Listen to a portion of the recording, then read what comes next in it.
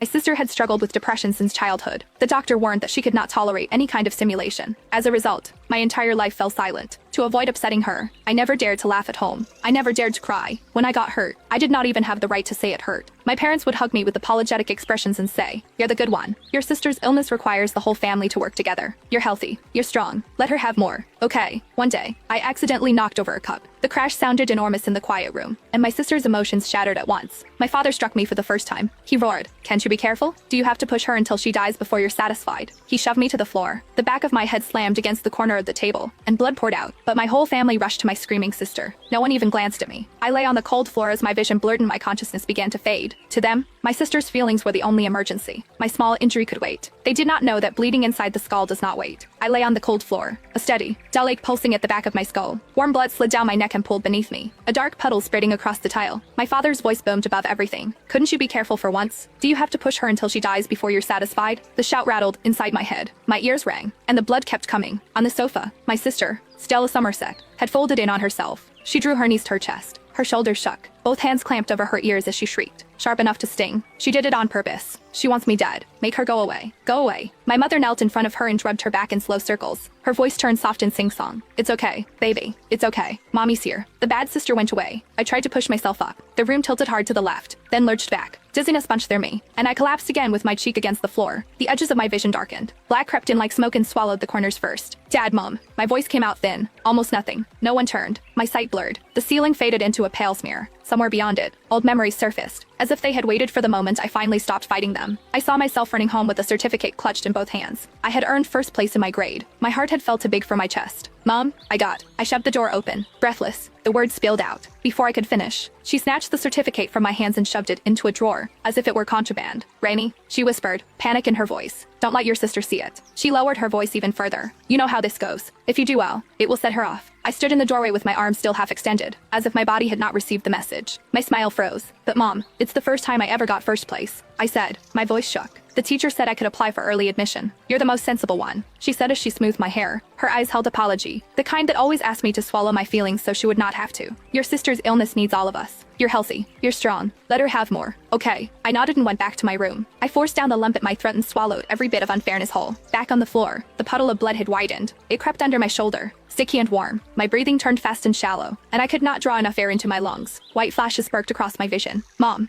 I tried again. This time the word scraped out of me. "It hurts." My mother finally glanced over her shoulder. She frowned as if I had interrupted something important. "Rainy, stop it," she said. "Can't you see your sister is unwell?" "Wait." My sister's screaming spiked even higher. "Make her leave. Make her go away."